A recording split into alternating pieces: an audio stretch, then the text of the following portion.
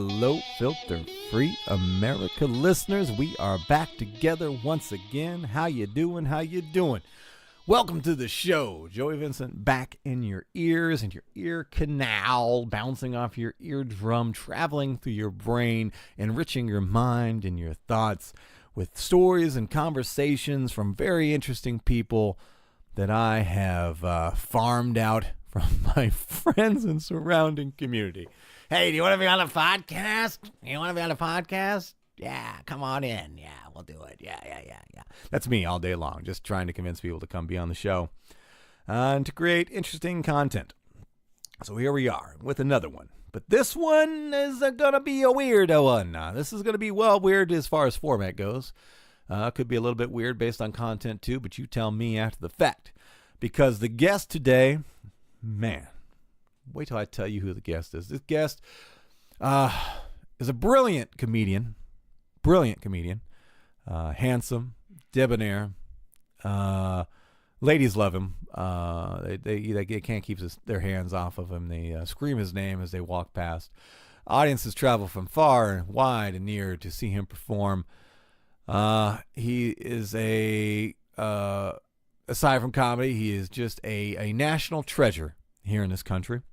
Probably in the world too. I don't know. I can't say enough good things about him. Did I mention he was handsome? Did I mention he has a better than average size penis, and he's very good at it. How do I know that? I know that because the guest is Joey Vincent. That's right. I am the guest for this episode. Of course, you know that already because you pushed play. You probably saw the title, unless you're just a little bit slow. You saw that already. Whatever. I am the guest of this episode, right? Turning the tables on you listeners and switching things up a bit, right? I will be the guest, and I will be interviewed by none other than one of my favorite comedians. One of the comedians I constantly say is one of the top 10 most slept on comedians on the planet that everybody needs to know, get to know, learn about. Comedian Tom Simmons. That's right. Comedian Tom Simmons will be here interviewing me. And what are we going to talk about? I'll tell you. I'll warm it up for you, okay? Here's the deal. All right? In the early 90s, early mid to late 90s, I had a very interesting lifestyle. Let's start like that. Didn't do the most legal stuff for a job. I used to sell a healthy amount of drugs, specifically crack cocaine. Yeah, that was me. And I just led a very crazy lifestyle. Now, I think I mentioned this in the podcast, but I'll just go ahead and disclaim it here as well. A lot of people, you might get caught up in the drug game, selling a drug like crack cocaine because they're struggling, they're in a poor place in the world or whatever, and they really don't have a lot of options, at least any options that are going to make them any substantial amount of money anytime soon. Was not my problem, right? My thing was I was really deep into, kind of the black urban culture, right? Like I grew up poor, so naturally I grew up around a lot of other poor people, and surprise, surprise, a lot of poor people are minorities. And I grew up in a, mostly black area. And since I was poor, the other kids who were wealthy, didn't think too highly of me, weren't impressed by me in any kind of way. So I defaulted to hang with other poor people. And those other poor people were, in my case, a lot of black people. So I got really deep into hip hop culture, so much so I became one of those white dudes that try to act black when they were younger. Had a little talk and swagger that was definitely me, just doing an impression of every black guy I was around. I used to run with some unsavory types, and by unsavory types being fellow drug dealers and things like that. But still good, decent human beings when you get to know them on a personal level. And I guess I learned the crack cocaine drug dealing ways, at least from a street level dealer area. I don't want to confuse you. I wasn't making multi-thousands of dollars or anything like that. I was just street hustling crack, man. That's what I was doing. So we talk about that a little bit, and then we talk about something that happened to me while I was selling crack, and that was when I some got into some beef with some people in my town that I was living in that didn't think too highly of me or weren't happy that I was, being, somewhat successful as far as drug dealing goes. And there was some beef started. Beef ended with, started with a fight. Got jumped. And that progressed until one night I got shot. One of these people attempted to rob me and shot me. And that's just me telling that whole story. I'm not going to give you any more details because this story, it's not, simple A, B, C type story. There's lots of twists and turns in it and some crazy, interesting stuff that might be fun to listen to. So I thought you guys would enjoy listening to it, and definitely deserves an episode of its own. So that's what we'll be talking about. Tom Simmons will be interviewing me. Tom Simmons, comedian, website tomsimmonscomedy.com, TOMSIMMONS, comedy, COMEDY.com, his website. He'll be interviewing me, and he was the perfect choice, as you will see from the episode. All right, real fast. My sponsor, simplewebsite.us. Simplewebsite.us. One more time so it sticks and clings to your brain like some freshly jerked semen that's clinging to your fingers that you have to flick off across the room in your dorm or whatever because you're a nasty motherfucker. Simplewebsite.us, right? Those are the guys and gals that you go to when you're trying to build a Squarespace website and you want that Squarespace website to be done quickly and to maximize all the tools available for you via Squarespace. That's what they do, right? We all know Squarespace is, pretty simple to do for most people, unless you're like myself and you're a fucking idiot, right? So then you need help. You need somebody to hold your hand, pat your back, rub your belly, tell you it's going to be okay. And while Simple Website doesn't do any of that stuff, they will build your website for you. So go to simplewebsite.us, check out what they're doing. Now, you don't have to go to them and spend money and have them buy the whole or have them build the whole website for you. You don't have to do that. They can just do small things for you, of course, at a lesser price. And get this, if you still want to do it on your own after visiting the website, know that they've got some free videos, some tips, and some tricks in there for you that will help you. And that's how confident they are that they're just going to give away some of what makes them valuable because they've got plenty of more to sell. So you can do that as well, too. Simplewebsite.us, simplewebsite.us, simplewebsite.us. All right, one more time to remind you for this. Rate and review this podcast. Rate, review, especially if you're on iTunes. But no matter what platform you listen to, there's always a way to give a review or a star rating or a thumbs up or whatever like that. Subscribe, rate, and review. Do all those things for me. It's extremely, very, very helpful. Another reminder, I will be in Stables Casino last weekend of January. God damn it, I forgot to look up that date. I was going to look up that date. Oh, look, see, my phone's making the thing scratch. I got to go to the app where the booker sent me the information, and right now I'm just stretching right now. I'm just trying to make things work. Yeah,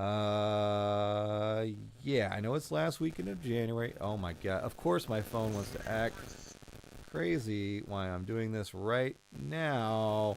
Will you please just do what I'm trying to make you do? Yeah. Okay. January 25th and 26th. January 25th and 26th. So far my first booking in the year 2019. January 25th and 26th, I will be at Stables Casino in the Looney Saloon. The Looney Saloon is inside of Stables Casino upstairs, okay? Stables Casino is 30 minutes outside of Joplin, Missouri, and technically in a city called Miami, Oklahoma. I will be there co-headlining along with former guest and one of my comedy buddies from here in the Twin Cities, Daryl Horner. Daryl Horner. If you need to know more about him, go listen to the episode about him, okay? Then you can get to know him, and then you'll know both of us, and you can come to the show and hang out with us. We want you to come. This is a great new comedy room that my buddy is booking, and he graciously invited me down. He's been wanting to have me come perform with or work around him for quite some time, so we're going to make it happen. I'm going to travel all the way down there, and hopefully I'll have T-shirts and CDs and stuff ready by then, and I'm going to hang out with you guys. there in the Oklahoma, Missouri area, and we're going to have a good old time. Me, you, Daryl Horner, whatever. Come see us again, January. What did we say? God, I'm so fucking stupid. 25th and 26th at Looney's Saloon, again, located inside of Stables Casino. There in Miami, Oklahoma. Again, only 30 minutes outside of Joplin, Missouri. Anything else? Is that it? Okay, let's get going here on the episode. Oh, I need a name for this episode. Oh, man, I didn't even think about that. This is weird. I've never named an episode that was myself. Let's see. Is it an episode about me? Oh, here we go. Let's call it this, because this is literally what it was.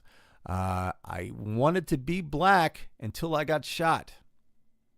With Joey Vincent. That's it. I wanted to be black until I got shot. With Joey Vincent. Right here. Hosted by guest host, guest interviewer Tom Simmons. Right here on Filter Free America. Let's go.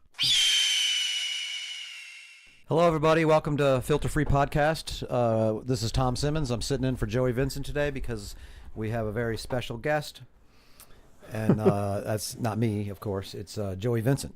I'm going to interview Joey Vincent. It's his podcast. He's the one you guys listen to. He's the one you care about. He has people on, like, and he's like, just talk about you. We don't want to talk about me. That's not why you listen. You listen because you're a fan of Joey's and the way his mind works. And I'd like to know where it comes from. And hanging out with you. I'm Tom Simmons, by the way. Did I already say that? You did say that. I'm a comedian. You've been pushing me all week to promote myself more, so I'll be saying that every few minutes throughout this podcast. Please. All right. So just talking to you a couple times in conversations, you have a interesting story. Have you told your listeners your story before? I've brushed over it, but never in any great detail. How much of it are you willing to get into? All of it. All right. Well, so far I've heard everything legal and illegal and otherwise. Does your father listen to the podcast? I don't think so. Okay. Because I've heard a lot of terrible things about him. Right. We can talk about that too. Okay. And then you, Kilo, you got a tattoo on your neck. Mm-hmm. Kilo. Do they know about? It's my favorite form of measurement. Right. The metric system. I'm assuming that's a drug reference and I didn't finish high school reference. It's definitely that reference. It's definitely that reference. I should get a copy of my GED tattooed on my neck. That should have been the neck tattoo. If I would have did tattoo before GED, that's what it should. For irony's sake, I should have just a copy of it right there on my neck, so everybody knows for sure that that's my level of education. But nobody ever asks you for. You have your. Let me see. Prove me you got your GED. Right. They're just like nobody would say that. If nobody would use that as a brag. I think the only time you question somebody's GED education is that they misspelled GED on the application. Like, what's your form of education? Like GEB.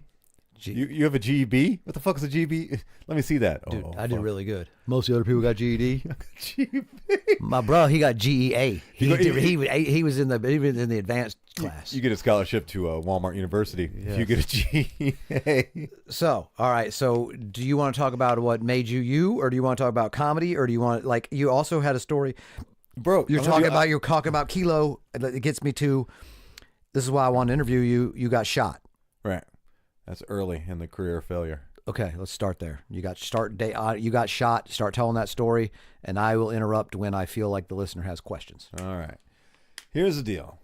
I got shot in '96, in the summer of '96. So I got shot. Let me turn off this light because it's doing that flicky thing. Do you remember the day? Was it like a really hot day? Was it a breezy day? It was a summer day.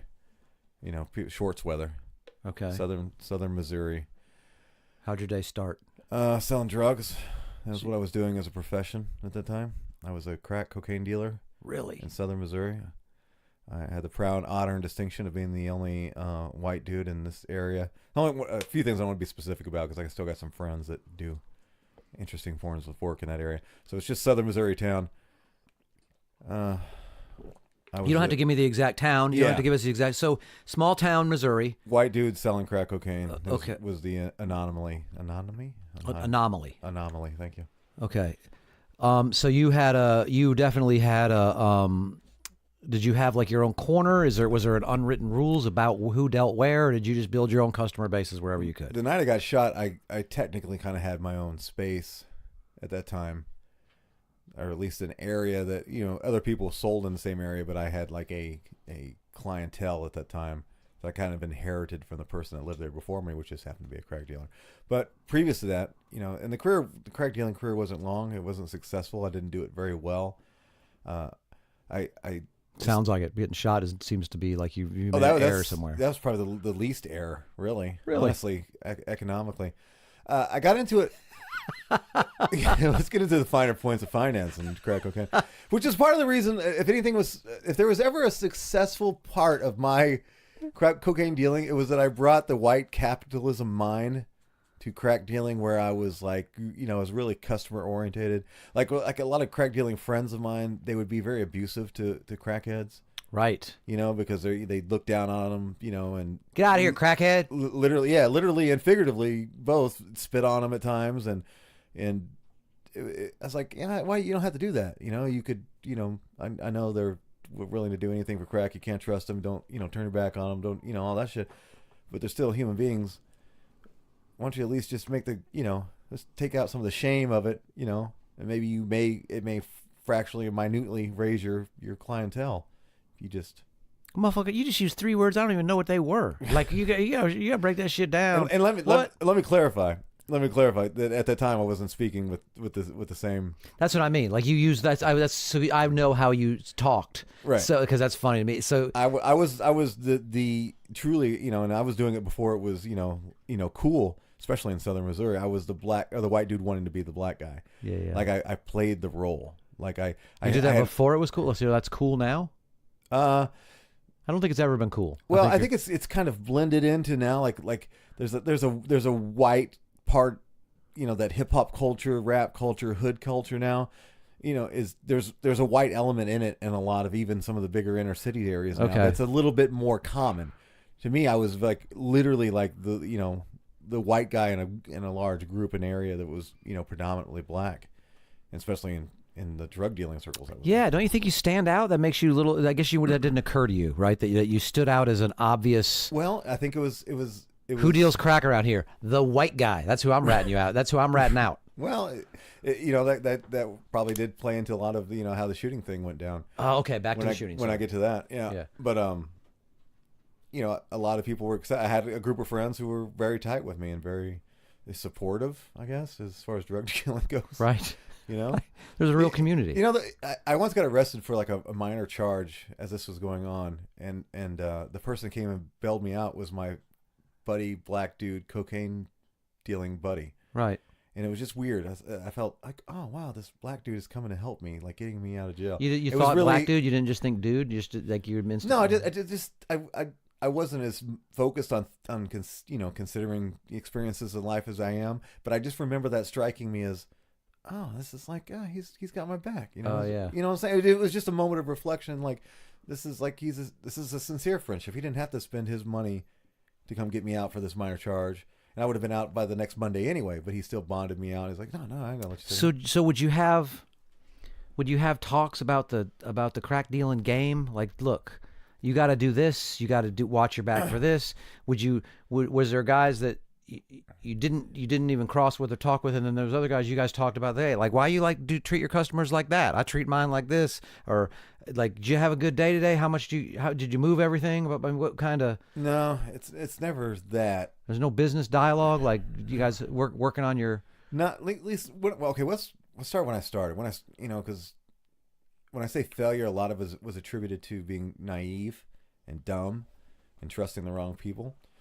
And like I had no clue. Like the only thing I knew about crack dealing was what I've seen in black exploitation movies. Can I say that right? Yeah. I guess so. Yeah, and like the hood films and TV shows and things like that. Give me 2 of those names. You're talking about Jack City.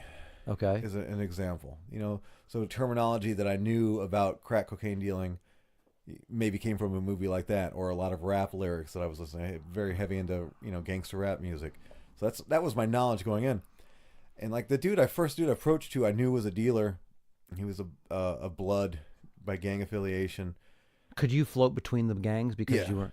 Well, where I was at, it was a small town where there was a lot of inter-family gang, different gangs, like something like you like a brother, Civil War, like brother be a blood, Yeah, it was like the Civil War, but for yeah, that, and but it wasn't as violent there for gang reasons as it was like in the major cities. This is a very, much smaller city, 60 something thousand maybe at the most. Right.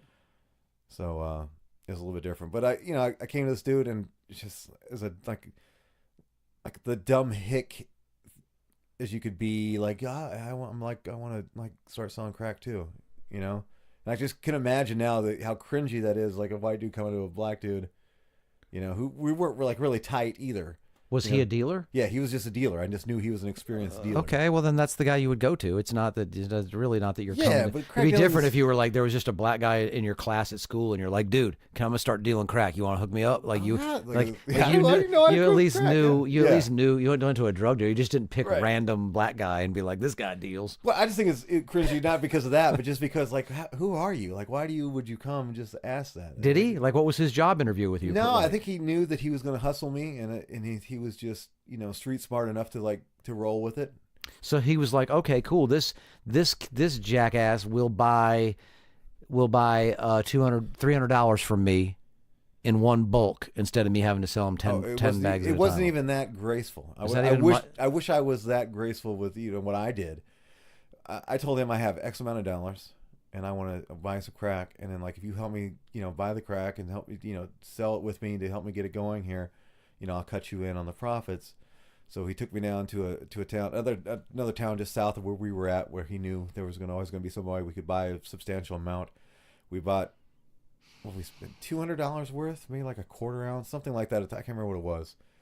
So we got it back, cut it up, got it ready. What do you mean cut it? Like I'm pretty naive about this. So okay. You cut it up. What do you mean? Well, crack. If you don't cook the crack yourself, if somebody else cooks it to get it from cocaine powder to a rock form, it's going to be whatever you buy when you're buying bulk. If you're buying $100 worth, or you're buying $200 worth, or $1,000 worth, 9 times out of 10 it's going to be one piece, one chunk, or multiple larger chunks of crack. And then you've got to break it apart into.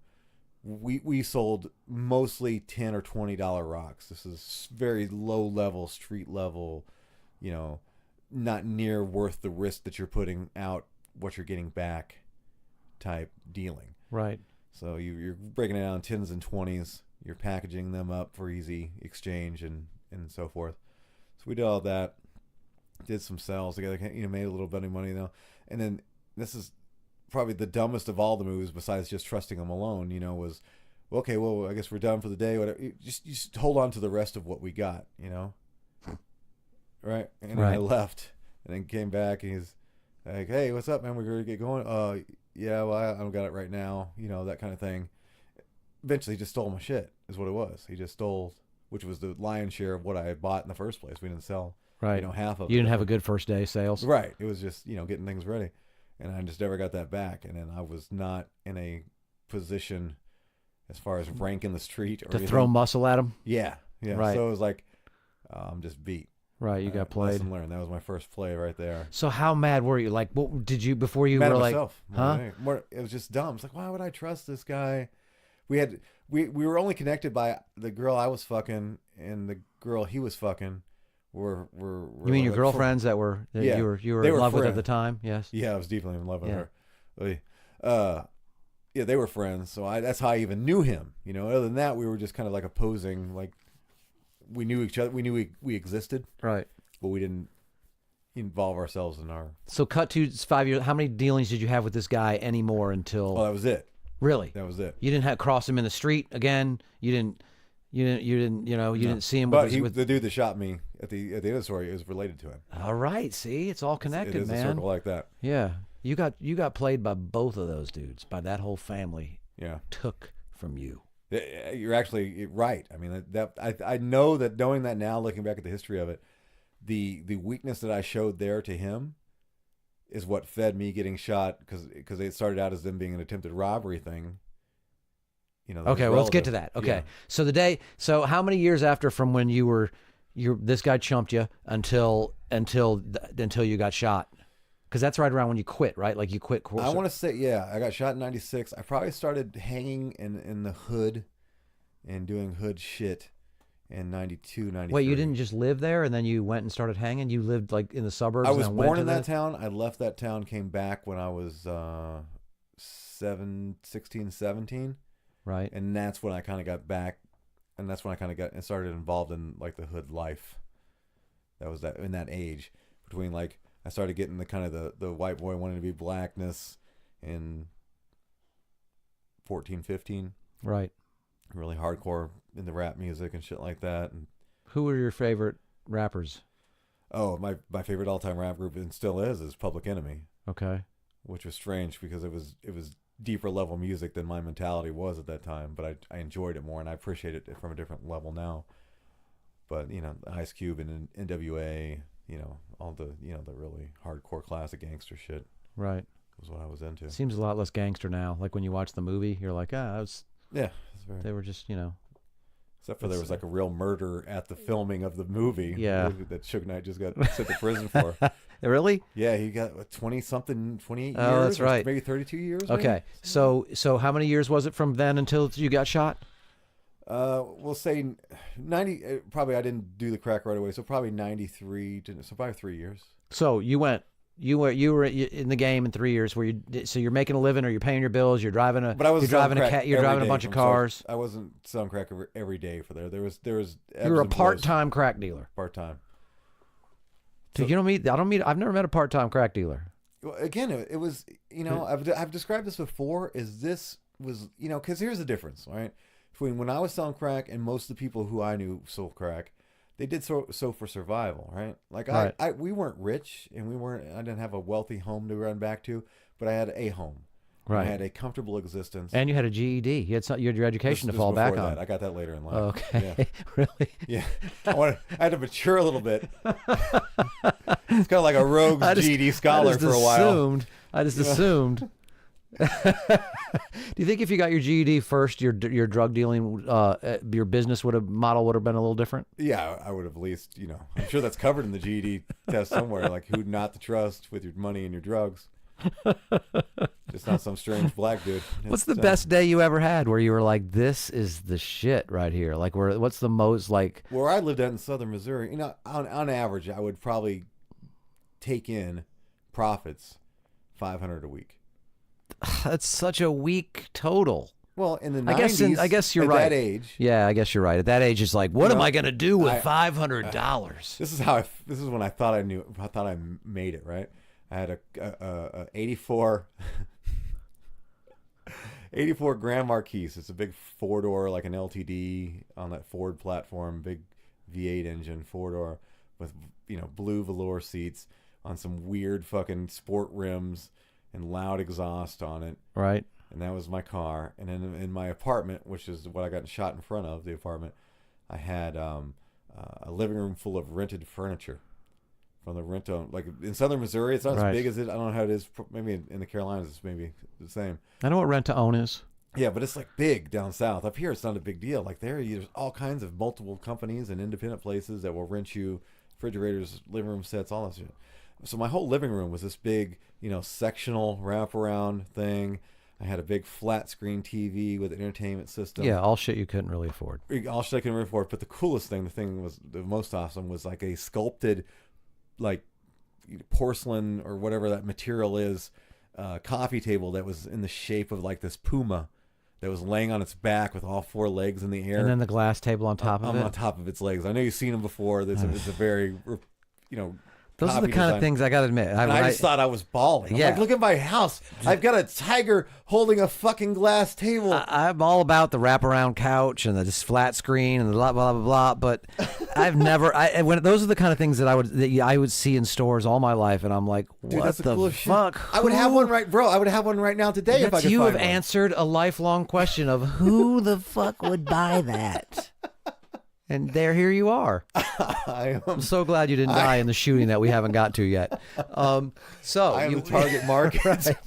Right. So this is when you're rolling, right? You're pulling in $500 a week. You're living you got a panther. Yeah, I got a panther. You got a panther holding up a table. So you wake up and you're just starting to go about your day of drug dealing, or do you know some shit's going down today?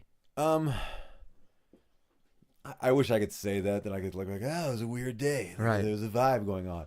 But there was substantial activity prior to the shooting that was was all attributed. Well, okay, let's do that. So, get up the day whenever I decided to get up, and Is there a good time to be outside? And when you're a crack dealer, is there a good working there are hours? times, like getting off of work, if you got a lot of, for white clientele, not to say that black people aren't working, but you would get a lot of like the white guys and gals who were, closeted crack users who would like get off of work. And then that was the time they would come in and start driving through the area where their known crack dealers are at. Would the white suburban crack smokers, were they more comfortable with the white dude selling it to them? Oh, or yeah. That really? was definitely an in for me there. Definitely. Once they got over the initial shock of the idea. Right. And I think that was true across the board. I mean, it was my first hurdle was a hurdle that most others didn't have. Like, really, there's a white dude selling crack? This must be the police. Or why would the police do something so obvious? I mean, why would they, that kind of shit. Like, bro, you want some crack? I have crack. It's just trying to explain the shit to him in a much more horrible, wanting to sound like a black guy voice. Would you use your sense of humor to lighten I was people trying up? to be hard back then. Okay. There was no humor. I was trying to be fun. But you were a comic, so the jokes are being written in your head, or were they not at the time? Not at that time. Really? No, dude, I started comedy late, bro. But just because you started, I mean, you still have the comic brain that writes the thing, or when somebody says a phrase that seems out of place, you that locks in and you I want to might have mock made it. some silly, I was probably really better at the dozens than most. I was probably good at that shit. I remember doing that, and I remember making black dudes laugh and shit that I was hanging out with, but it was never with that, focused intent to do so. It was just funny guy in the class. What about dealing with cops? Did you have to would you have any scares with the cops? Oh yeah, plenty of times. Was that who shot you? Oh no. Okay. No, they probably would have killed me. They're a better shot. They are better shots. Yeah. No, I've had plenty of arrests with cops. I had, just dumb shit. Yeah, just dumb shit. Driving with no license, driving. But they never caught you dealing crack. No, I got arrested for the crack right after I got shot. Like almost literally a week after I got shot. I still had, stitches from bullet holes in me, dude, when I went to jail. All right, I got to stop interrupting you and asking you stupid questions. This is good. Let's get to getting shot. So you're up in your day. Okay. Towards the later part of the day, early evening, I was walking from my house to a fellow dealer's house, which is a few blocks away. And it's such a short day. We didn't do a lot of driving, especially if you're carrying dope. You don't want to drive, keep it minimal as possible. Why were you going to the other dealer's house? I don't remember I know exactly why. I was going there to pick up a firearm I was going to purchase from him. Right? Okay. Did he require like any sort of paperwork or background check or anything? Oh yeah, there's a whole waiting period. Okay. And it's very very efficient. Just curious how it works. I take 10 hours of training with him. Right. To make sure. So I get over there, and on the way over there, he has a gun show license. Oh, that's yes. Welcome. There was. I did know that the guy that eventually shot me. I did know that there was some issues. There was some drama, and I can't remember what it was. Maybe we had some verbal altercations or something. You got shot and you don't remember why. That's crazy to me. Like you didn't get to the bottom of what was your beef with me. Well, no, it's them wanting to rob me was what the beef was. Oh, right. And we'll so you're walking. Okay, but I don't remember what it was that knew how we started engaging before. But you knew you needed a gun. Right. I knew I needed a gun for some reason. That's why I was making that purchase, and then that was part of it. So I was literally on the way to go pick it up, and as I got maybe a block, 2 blocks away from his house, they came by in a car, drove past me. It's him and they were cousins, and they were from St. Louis, which is just 114 miles north of where I was at, and again related to the guy who, in that family of people, Patterson family. I can say their name. I don't give a shit. The guy who robbed me, kind of the dope in the very beginning. They were cousins to him as well. So what I think is that he somehow told them, because I was at that time was towards the end, I was my most successful. Right.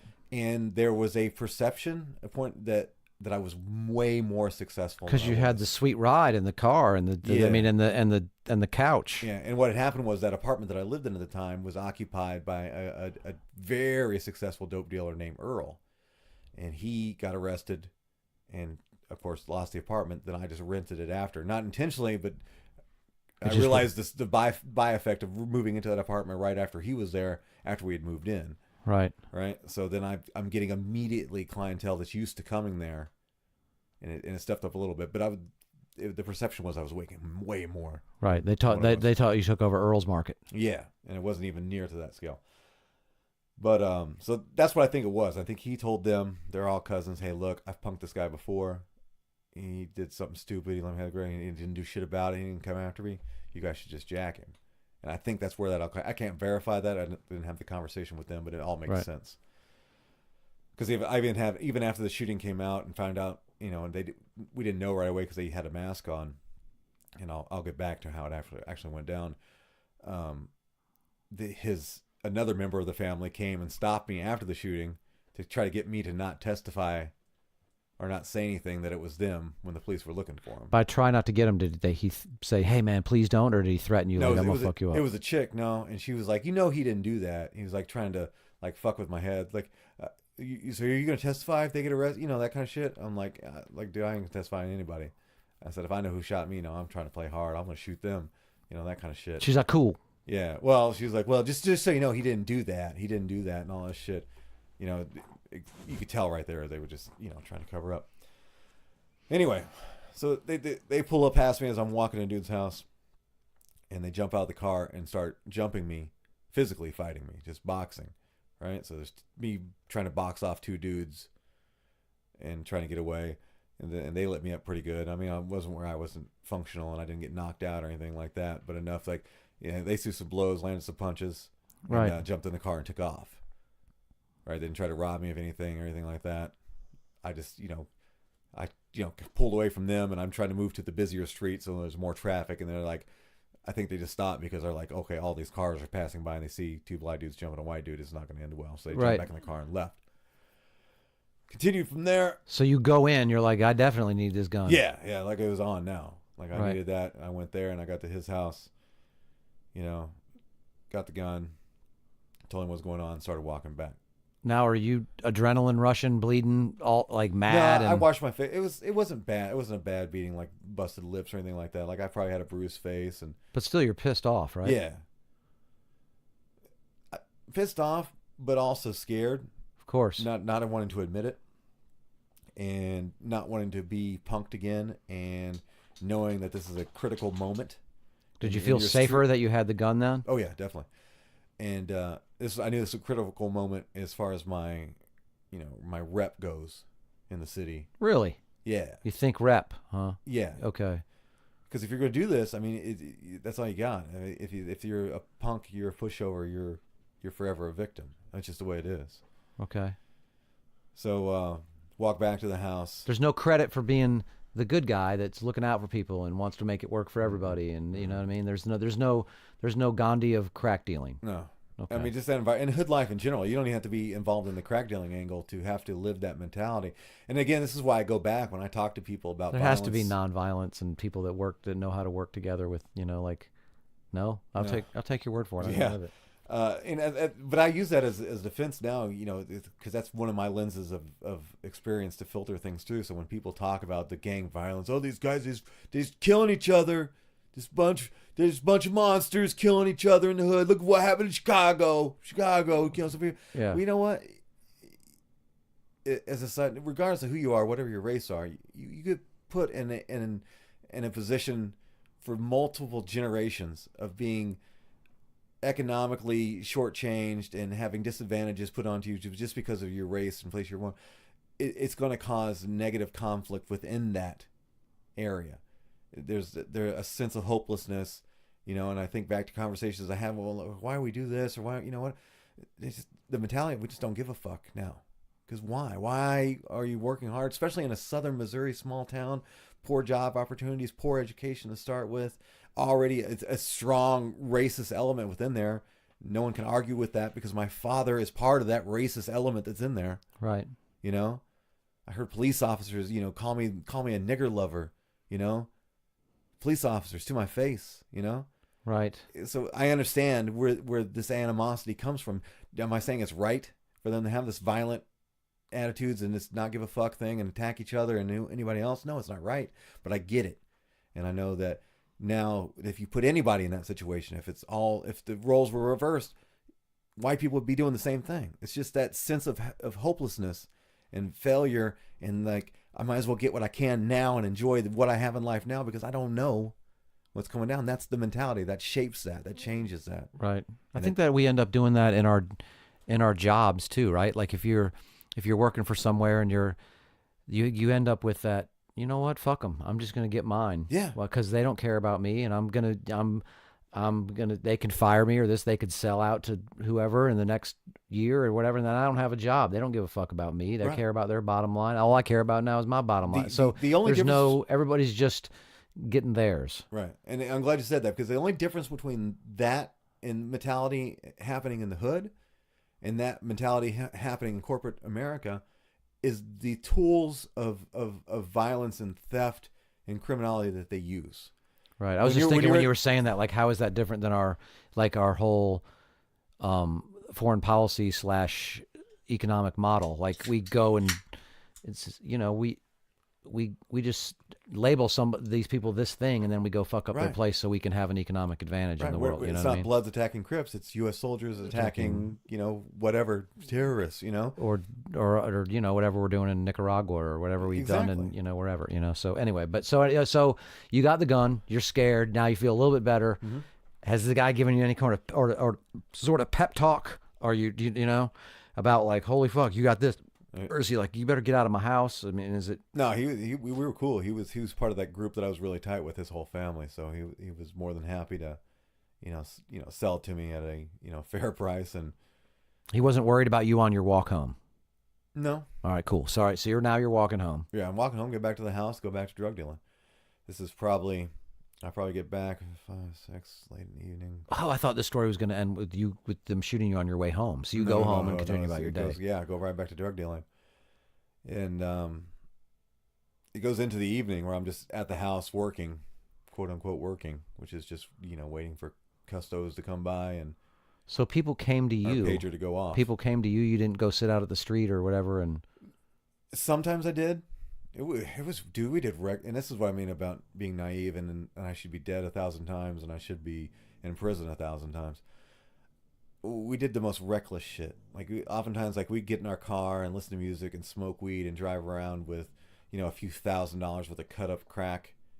And this is not a major city. It's not, and the hood is not that big. Right. It's, the hood could be about the size of the neighborhood that I live in now. Right.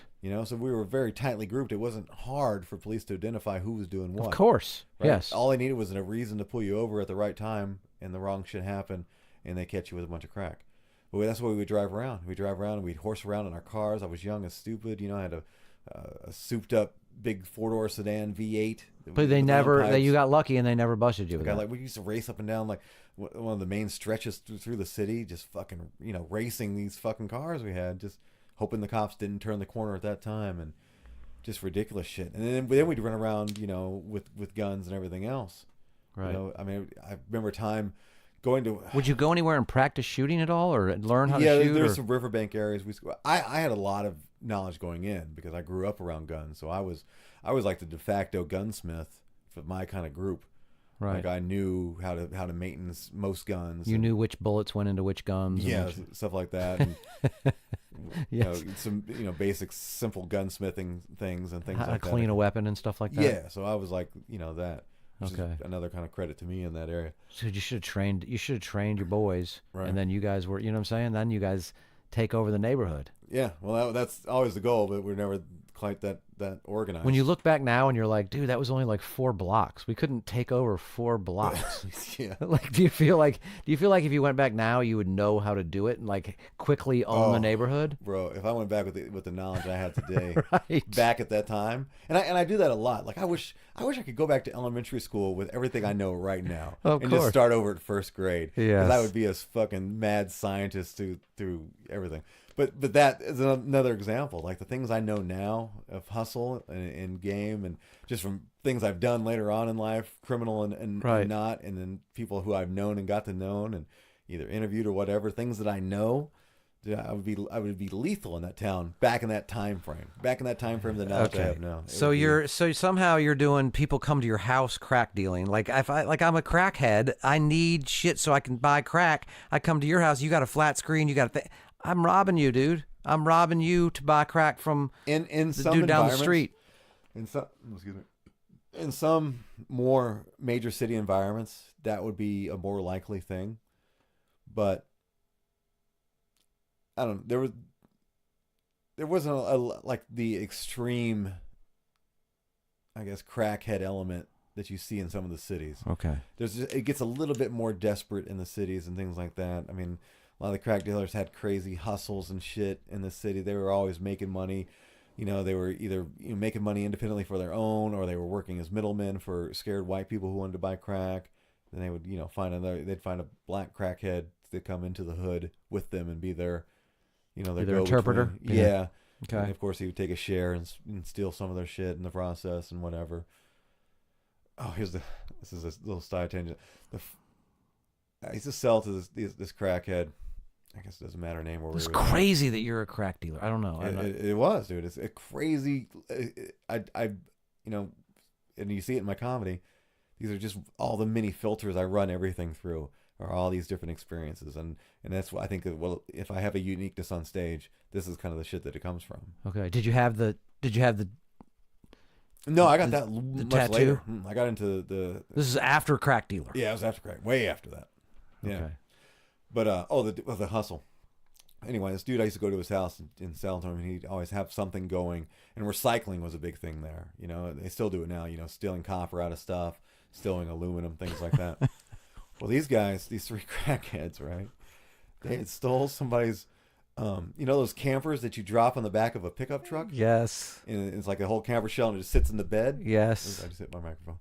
And it sits in the bed. Well, they took their truck to some dude's house who had one of those. You know, they have it in the stand, so you can just pull your truck in and out. Yeah. So I guess they just backed their truck in his driveway when he wasn't home, lowered the fucking camper onto their truck, drove off with his camper shell, got back to the house, unloaded off of their truck, right there in the back behind this house, stripping every small piece of aluminum they can, because the whole outside is like this aluminum siding. Right. So they're stripping it down. I got there earlier in the day, and they're like, we're going to have some money for you later. I got back later in the afternoon. When I got there's a wooden frame of a camper shell in a day's worth of work, and they had this thing stripped. It was like a skeleton of this camper shell. Yeah, I wonder how much they got. Enough to come. It's probably not even $100. Did they come spend it with you? Yeah, of course they did. Every dollar of it. Dude, why don't you just give them $100 for the camper? That's a pretty good deal. You probably could have sold it for more.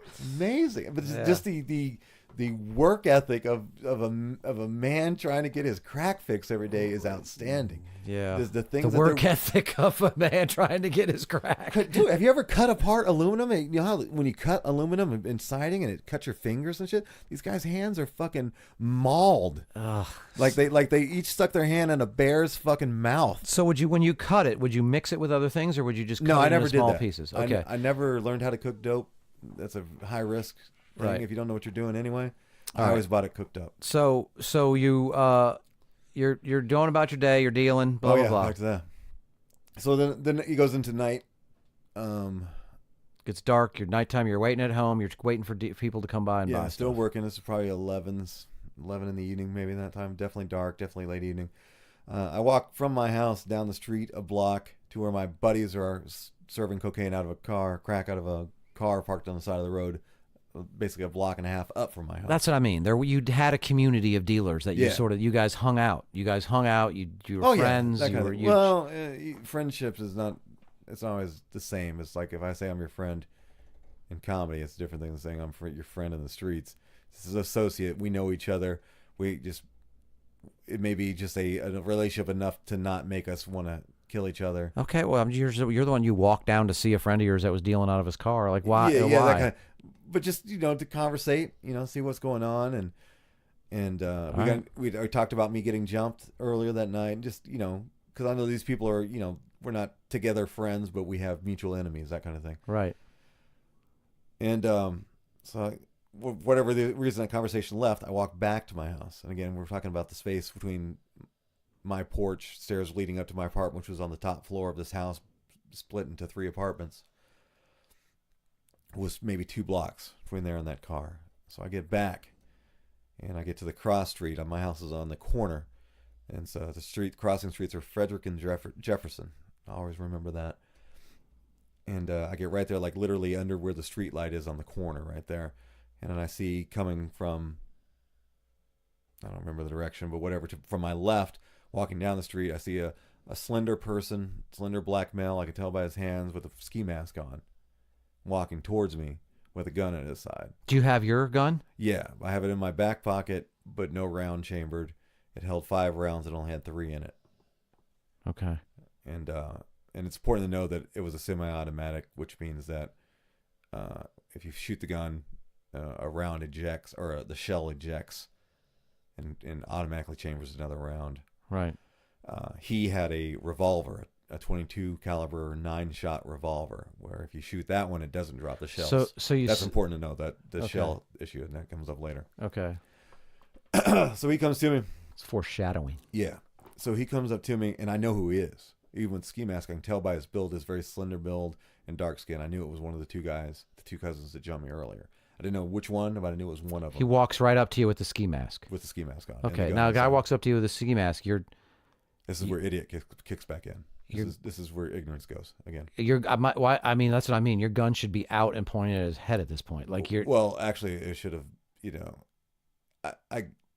I couldn't do it fast enough, where from that distance he would see the movement and he would either start shooting at me. Oh yeah, of course. You know what I'm saying? Because his gun's drawn, so I don't have. You let him walk right up to you with his gun drawn? Well, I was coming. The streets came together as I'm coming up the sidewalk. I can't see until I hit that house. So by the time I hit on the street, then I'm walking across the street to go to the apartment. Then that's where I see the figure, coming at me. Oh yeah. So we're going to intersect. It's going to happen. I could have ran backwards, but then maybe he would have shot me in the back. Right. That kind of thing. So he was coming to take you out. Well, he was coming at me, and I didn't know that till the conversation happened. So we get to face at that point, right there, literally still under the kind of just off the curb on the side of the street, under the street light. My apartment's in front of me. We're breathing in each other's face. Right. He pulls the gun out. Give me everything you got. You're like, Jim, I know it's you. I'm not giving you this. I didn't do that. I was, scared, but still functional. I wasn't frozen scared, but I was just racing to okay, how am I going to play this? How am I going to do this? Because I wasn't going to give up shit. And that's where the ignorance kicked in. I wasn't going to give him my money. I had maybe $1,000 in my pocket, maybe. You're still not giving it to maybe him. a few $100s in crack in my pocket. Right. Didn't want to give it to him. So I'm like, I can't remember what I said to him, but I remember trying to laugh it off. Like I was like, yeah, whatever. That little bit of bravado.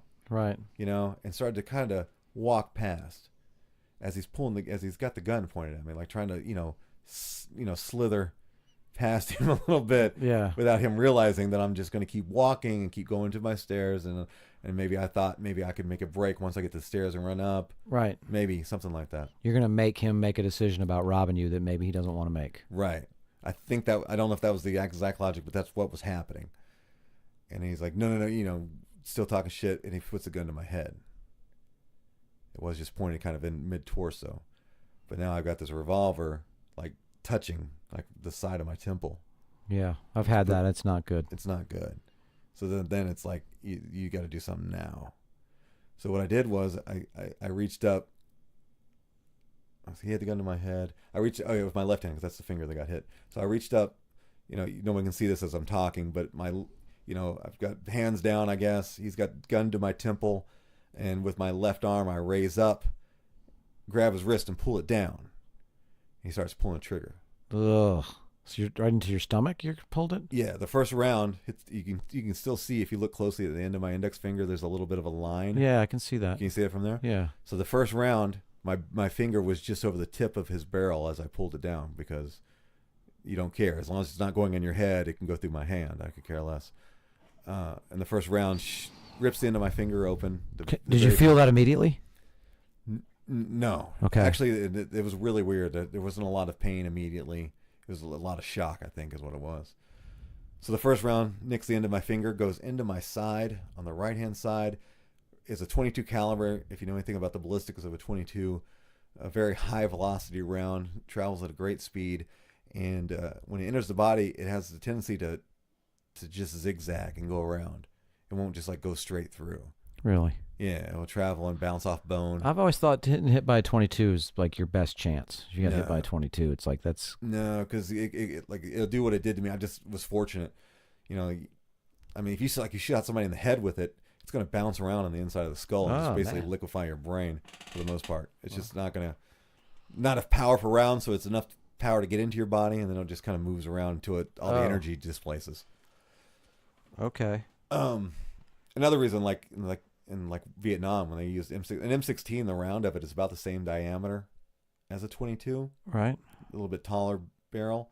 That's why oftentimes when they would shoot people with the M16s, the bullets would spin and travel up, so it would just rip up your body and roll instead of going straight in. It's just that all this makes me cringe. So so it goes in your finger, then it goes into your side, and it tumbles around. And it wraps around my rib cage, the fat of my meat on the outside of my rib cage, and then it goes out my back. That's the first round. Okay. And then I got hit 2 more times. The one on my right leg and my left leg, upper thigh area. Right leg was a graze wound. Left leg, it went in over 3/4 of the way in and traveled to the back and was still in me. What's he doing?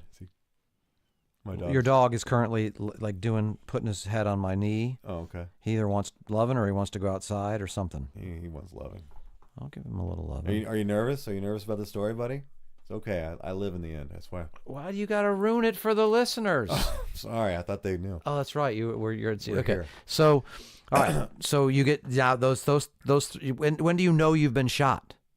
Well, the gun's going off. I assume I did. The one on my leg, the one that went into my leg, not the one that grazed my leg. You know when somebody frogs you? You know what that's called? Yeah. When they put their knuckle up and they punch you and they give you that knot. Yeah. That's what it felt like in that leg. Okay. And that was the only one that really had physical pain at that moment. But I knew some shit was going down. So as that's happening, as he's shooting his 3 rounds, I'm with my right hand, so I'm able to, and I don't ever want to make this sound like something heroic. This is just, I didn't have tactical gun training. I had gun training, but I didn't have tactical gun training. I didn't do anything heroic. I just got fucking lucky. Is all this is. For some reason, you just got shot 3 times, and your next phrase is, "Now I get lucky." Well, Okay, luckier. Right? Right. Because as he's shooting me, I guess because it all kind of happened at the same time. As he's shooting me, I'm conscious enough to pull that gun with my other hand, the one that didn't get shot. Right. Right. Pull that gun out, then pull across my side, the front as he's shooting. Right. Still, chamber around because it was a gun that wasn't cocked, so I had to chamber around, get it in with my bloody left hand. And then I was able, I squeezed off all 3 of those rounds almost after he shot his 3. So it was like boom, boom, boom. I had a chamber, boom, boom, boom, back at him. Okay. And then I think Where'd you hit him? I hit him once for sure in the left hand. Right. I don't know if it went. I never found out if it went through or just grazed it. There wasn't a police report and a whole thing about this? Wait, it gets weird. There's a long story here. Okay. It gets crazy. Wow. And another one hit his shoulder, and the other one missed him completely. Right? So that was enough to freak him out. He starts to stumble off because he's been shot, and that was how I got away. He didn't turn around to shoot you more? No, because assuming he was freaked out, like, fuck, I'm shot now. Wow, what the fuck? Right. So he had to go. He stumbles off. The other keeps going kind of past me and on. I get up to the apartment. The whole time, the girl I was dating at the time was sitting on the top porch that, as you come out of the upstairs, the house apartment deal, and she's looking down and she watched the whole thing. Oh, wow. So she's coming out as it's happening. So she's watching. Running into the into the not gunfire? into it. She's like looking down, like she has like a view from a balcony seat, right down onto the street. Wow, it's got to be freaky. Like if she had a sniper rifle, she could have just, I wish she was here so now we could bring her in to tell her side of the story. Yeah, like how she saw it. By the time I'm done, she's freaking out and screaming. Right. Okay. At the top of the stairs. Are you guys yelling at each other, or you and the dude? Are you saying anything to each other? Or are you? No, it was gone. He went his way. I went to time to stop bleeding. Like I realized I'm wet. My brand new black Guess jeans, which was like a really cool thing to have back then. Were Guess jeans. Right. But after that, We're whole bloody. holy jeans became popular. So you know what I'm Yeah, saying? I was mad. I was freaking out when the EMS got there and started cutting them off. I'm like, those are $60 jeans. Yeah. That's crack money there, fuckers. Did you get your other money out of your pockets? And you Yeah, cracked? I went all the way up the stairs, bleeding, it was a significant. Does people staircase. start coming out of their apartments screaming and like, what the hell? You need help? Call the police. It's a house split into 3 apartments. Only 2 of them okay. were occupied. Okay. But the guy in the bottom one, he's a important component to the story. So I run upstairs. I stash my dope and my money. Walk back down the stairs, bleeding like a stuck pig, and sit at the bottom of the staircase, wait for EMS to get there after she had called them. And then they show up. I've been shot. They start to treat me. Cut my Guess jeans off right there on the porch. I'm fucking pissed. Were you wearing clean underwear? Oh yeah. All right. I was clean I was as sharp as a tack, man. Okay. Just making sure. You know Right. what I'm saying? That's they say. Got to make sure that's why you wear it. I had these Nike deck shoes. You know, they're all black. It was like one of the styles there. Black Guess jeans. That's funny that you remember what you were wearing. It was very important back then. Those are very key. That's again, the mentality. I'm gonna get what I can get right now. So even though I didn't have the same drive as they did, because I always had a home to go back to if things got bad. But that was part of the thing. I mean, dressing nice. So and the it's still a police thing now. Like that's why you see, like in the hood, it's like have a $5,000 car, but you've got $20,000 rims and tires on it. That kind of thing. Right. You're trying to live this, expression of success, but you're still living in like a shit. It's funny. There's an expression like dress for the job you want, act like the millionaire you want to be. Mm-hmm. But really, if you do that, you're just wasting your money, and you look like a jackass. Right. I spent a lot of time looking like a jackass myself. Okay, well maybe not jack. Maybe that's just my old man mentality. But whatever. No, it's right. So it's right. So you're sitting there on the steps. The paramedics show up. Do they know you? Because it's a small town. Do they know? The paramedics didn't. I'm sure most of the police did. If I didn't know them, they knew me. But... So do the police show up because it's a shooting? Oh yeah. And so some of them know you, and they're like, all right, what happened? Who did it? Oh, excuse me. Excuse me. Sorry. It's all right. Yeah. So. First thing I need to come up with a lie because I didn't know the legality of me having that gun at that time. Right? Like, I was under 21, so technically by law I shouldn't have had a pistol. By the way, this is all fictionalized story just in case, or is the statute of limitations already passed? Because earlier on in the thing you were like, I don't want to name the city because, and since then you've given the exact mileage from St. Louis and the street corner that it happened on. So I think we can pretty much narrow this shit down. Okay. Well, I just don't want to. Yeah, everything I'm You've saying used their names. Everything I'm saying in this podcast is a creation of my own. Okay. But if it was real. What I would have done was make up a false story, right?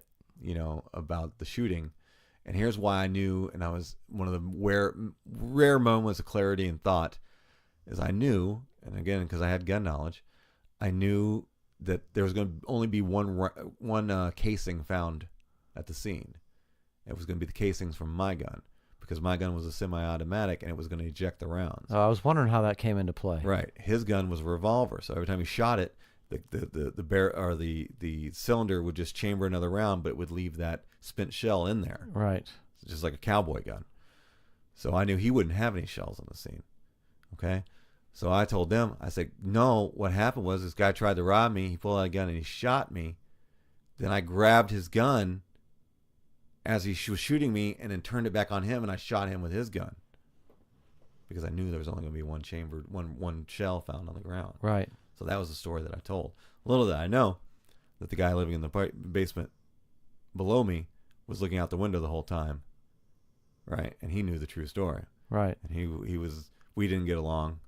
Of course, you're a crack dealer living above him. Right. Well, he's just a shitty fucking crazy dude who just would want to be a crack dealer type thing. Okay. So he just didn't have any motivation to protect me. So he saw it. But at first the story worked. It made sense. There was only one gun. He had a gun, he pulled it. I wrestled it from him after he shot me. Somehow I was able to do it. Where's the gun now? He left with the gun. You said you wrestled it from him and you shot him. I just moved his hand, turned it around. He's still got the gun in his hand, and I'm able to to work the trigger as I'm turning it and pulling him and shooting him. Wow. It was believable enough Okay. for them All right. because all the evidence that they had available to them spoke to that. And So and rat out boy living below you. well, it was a few days. Like I even had like the newspaper came to interview me. That was a dumb move. I didn't even think about that. Why I would like talk to them. I guess even then at an early age, I was trying to build an audience base. Yes. So, I didn't. The question. You know how was, amusing you must have been to talk to for the reporter? bro, Like, can you do you? Like, I'm the reporter, and you do you back then? yo, look, see, I What was happened? crossing the street. Right? Dude came up to me with a gun, and I was like, "Ah, shit! I knew it was going down." Right? Well, yeah. I'm exaggerating, but it not too far off of that. I actually probably whited it up when I talked to the When you reporter. I'm like, no, I was crossing the street at the corner. That was crossing the boulevard, the Right. parkway, some would call it. Right, I was going to go over there to observe. Why are we doing English? We should do the black guy, white guy thing. Like, you should have synced it. Like, Anyway, kick your ass, you peckerhead.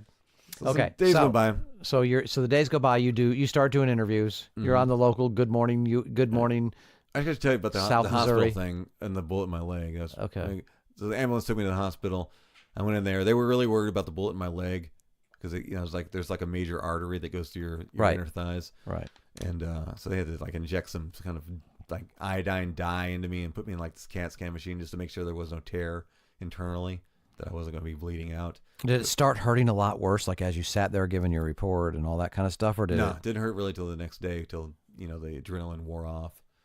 Right. Right. And that bullet started working its way out eventually. They didn't Okay. take it out. Mm-mm. I cut it out myself. What the fuck? What? He said the bullet's just in there. It's not damaging anything. We're just going to leave it in there. What kind of doctor would just like leave a foreign object in? Just get it. Like there's my leg has holes in it. Bro, there's people walking around with bullets in them like all over. What? Yeah, it's not an uncommon thing.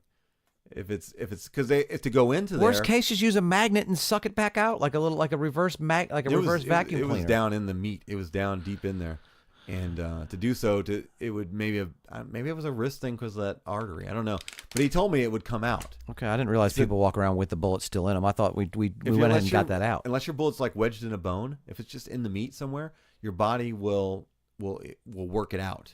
It will push it out as it heals. Okay. And that's what it did. Like it went into my top of my thigh, but after a few days, I don't think it was even 2 weeks, it had pushed all the way through the back of my thigh to just below the skin at the back of my thigh.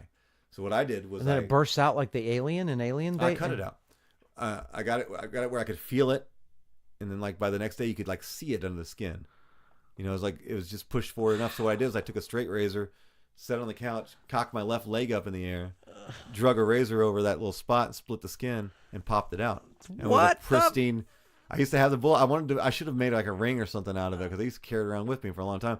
It was a little copper, pristine, 22 caliber hollow point slug that popped out of my leg. Wow.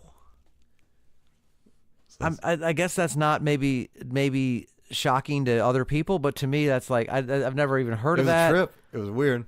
Like, did you ask your girlfriend to cut it and she said no? You got to do that shit yourself. No, or- I wanted. It's like I you don't know. wanted to do it. I was like, I don't know. I don't know. Like I'm the type of guy who picks my scab. So it's kind of the same thing. Yeah. Like let me get this motherfucker out. But you're cutting a hole in live skin. It's not like you're picking a scab off and then it's you just popping put out. a piece of ice on there, chill it out, cut it. You gotta do is the razor blade sharp. It'll split right open. Ugh. It wasn't even a lot of blood. Okay. I guess once you've been shot through 3 different parts of your body, you're like, okay, whatever. Here's a little. Yeah. Now, would it have sat under the skin and got irritated, and you'd have had to go to a doctor and get it out, or? Well, here's the deal. I knew it was a 22 round. Oh, They found a shell casing for 22 or 25. That's what I had. So if for some reason I got to the doctor cut it out, and for some reason he claimed it, it's like, well, we got to turn this in for evidence, which made sense. They would have to. so what about the other bullet that was in you, or the one that went out your back or whatever? That They never recovered the bullets because both those, the one was a graze wound, one of them went in and went out. wouldn't they find the bullets in the ground and in the crime scene? If they spent time looking for it, but these are 22 caliber bullets. I mean, Oh, this wasn't exactly NCIS. This was Yeah, like, hey, fuck Jimmy, no. see if you see They didn't bullets give a over there. fuck. They knew what I was about anyway. It wasn't Okay. like I was like a victim that required a lot of effort for Okay, right. that type of deal. So they don't even bother to really investigate or find the guy. You told them who the guy was, right? No, I didn't. No, I didn't. I don't know. You knew who it was. You said. We take care of it ourselves. We ain't no snitching. You do So- it yourself. So if this was a real story, was gonna kill him. would you have taken care of it yourselves? If I would have had the opportunity to, he would not be alive in the story. So you are now looking back. Are you glad that Oh, yeah. glad that he'd made the opportunity that he wasn't around? Yeah, but wait, boy, there's so many turns in this story. Okay, all right. I told you this is a crazy story. By the way, I'm Tom Simmons. You check me out. I do comedy. Are Tom you on Simmons. Twitter? I'm on. I've been suspended. I got suspended. I never went back. So You're I on Instagram, though, right? Instagram at T Simmons Comedy. Tom Simmons on Facebook. Where's your gig in the next 2 weeks? I'm in Vegas next week or whatever. So I'll probably be leaving by the time this is aired. I'll be gone from the LA Comedy Club, but still give them a plug. And then I hit a ship. I go to do a carnival ship, and then I got Comedy Nest in Montreal coming up. I got, I don't know. I don't have my schedule in front of me, but I'm working, doing comedy. Yeah. And so where's the go-to play? You got the website. What's Go it? to Tom Simmons, and I don't even know, TomSimmonsComedy.com. Just Google Tom Simmons' website. No, and it go shows up. Facebook is where I am. Tom Simmons and Facebook. That's where I am. Back to you. They don't care. All right. Super plug that. Yeah, one. so it's a super plug. Where Very were we funny. I got new CDs out. Check them out. Check my Pandora channel. Right. All right. You told me promote myself. That's what you got to do. So where were we at in the story? You were you just cut a bullet out of the back of your leg. Okay. So as this is going on, Because of the lie, you didn't want to give him anything. right. So right after that happened, I started getting phone calls from the police department that they want me to come talk to them down at the station. Right. And we just gotta have some more questions, follow-up questions, things like that. And I'm already sketched out. And then keep in mind, this guy's not arrested yet. I know who it is, and I know he's still around in the area. Right? So another stupid thing I did. I went to the police department to talk to him. And I went to the police department with the gun on me that I shot him with, because I didn't want to go anywhere without a gun, because I knew this guy was still walking around, and it was going to be, as long as we were both out and about, we were going to be trying to kill each other, because word understood that I knew who he was. I didn't tell the police that, but within the community, I knew who it was, and Right. he knew that I knew who it was. So it was only a matter of time before we met and something was going to happen. Okay. So I had to keep the gun on me. So I go to the police to go get an interview by the police, and I have the bright idea of I'll just have the gun on me and walk into the police station. Unreal. Like, you go from being like, I had to cut it out because I'm thinking ahead about the 22, to bringing your gun with you to the police station. So you alternate in this story between like, wow, this guy's really kind of thinking ahead on this Right. with the criminal mind, and then It's the hit or next miss. move, you're one of the dumbest people I've ever met. Right. Okay. But dumb people have good luck, Yes, they do. and I probably am the reason why at least the policy in that station changed. They didn't pat me down when I came in there. Okay. And I never thought that they would, right? But the second time I went there, after I'm telling you this, they patted me down because I told them that I came there with the gun, after the truth came out. So the second time I went there was when they they had all the story together, and they knew who it was, and they questioned me, and I had to admit to them. Okay, so the first time you go in, you were going with the gun. Let's go to that. Let's cover that so first. so he interviews me and wants me to tell the story again. Sure, there was no other gun. He starts asking weird questions. I'm like, no, that's what it was. Okay. Well, okay. Well, we might have to talk to you again. I'm like, fine. So I left. You had no inkling that they know anything. All right. Okay. Well, I thought the questions were weird. So if I was thoughtful enough, I'm still think I'm smarter than everybody. Right. So I think I have it, a beat. But I should have paid attention to some clues a little closer. But anyway, a few days later, maybe it was a day later, whatever, they wanted me to come back and talk again. I didn't bring the gun this time. All right? Right. I didn't bring the gun. For some reason, I thought I didn't have to at this point. And, so I go back down there to talk to them, and then that's when they tell me that we know you're lying. I've got somebody that witnessed you and him both shooting each other and both having guns. And that's when I knew it was up. Okay. So And that's when you told them I brought my gun in here with me last time, and they were like, okay, we need to pat you down. Well, I didn't say that right away, but it got to that. Well, this is the gun. And like for some reason, I told them about that. When I told them where I got the gun, that it wasn't stolen, it wasn't anything, bad. That I shot him in self-defense. I claimed self-defense. And I told him about the gun. I said, well, we need to get the gun. And I said, well, I don't have it with me this time. He said, what do you mean this time? I said, the last time I was here, I had it on me. And it freaked them the fuck out. Of course. They're like, what? You came in here with a gun? I was like, oh, yeah, I was scared. And that's how they found out about that. I just kind of stumbled into that. Right. And they said, well, we got to get the gun. So I'm like, so they drove me back to my house. I went up there they came up there with me. I said, where's the gun at? Luckily, I didn't keep drugs and guns together. Right. Or I would have had because they didn't want me to get the gun. They wanted to get it themselves. I was like, well, it's over here in this place. And they went and got it out. No more guns? Nope. That's the only gun I got. And so I took the gun. Did you have to rat out where you bought it from? No. You know what? That was weird. I think what I did was I probably made up a lie. Right. I probably said, well, I got it from some dude who I didn't know who he was. Wow. It's hard to get them to go get the guy that killed you. How do they ever believe you with every time you turn around, you're lying to them? Well, here, it'll come out. So they take the gun and they're like, we may or may not press charge. And like, they didn't arrest me, which I thought was cool, because they probably could have at the time. Because they could probably tell by the story that, yes, they knew from him that some of what you were saying was true. You were in self-defense. The guy came at you, shot you, pulled. And then from that point, I just played it like, wow, I was just scared. Right. I just didn't know what to do, and ended up being the reason they didn't charge me was they did look at it as a legitimate self-defense. Right. And but I still never understood because I was under 21, and I'm pretty sure pistol gun laws, I wasn't supposed to have a gun under 21, a pistol, only rifles. Right. But they know these streets. They know you got to defend yourself. So I don't know. I don't think they give that. Is that a thing it's people just say? weird. But Right. Yes. anyway, here's the deal. As all this is going on, these two cousins, right? The one that shot me and the other one that was with that one when they jumped me, they're going on a crime spree in the city, right? As all this is going on, they're doing other crimes. Really? Okay. Yeah. So what they're doing here's the crime they settled on was there's a grocery store in the middle of town, and it was like in the hood area there, and that was a place where at the time where people were getting their Social Security checks sent in the mail a lot, and they would just go there and cash them at the grocery store and then leave with $300,000, $500,000, $700,000, $800,000, $900,000, right? Right. So what they would do, and keep in mind this grocery store, not even figuratively, literally catty corner from the police station. Okay. Okay. So they would hang out on check day, 1st and the 3rd, at the grocery store and wait for a lady. People to rob. Yeah, specifically old ladies Right. going in and cashing their check, and they would wait for them to come out, and they would smack them in the head, pistol whip them, and take their purse. Why am I laughing at that? This is wrong. Like, Dude, this is crazy. wasn't he wounded? Yeah. I don't know. He had got shot. I guess it was all flesh wounds or whatever, but that was never how they got caught. No, that was how he got caught because he was treating it himself. That was how he got caught.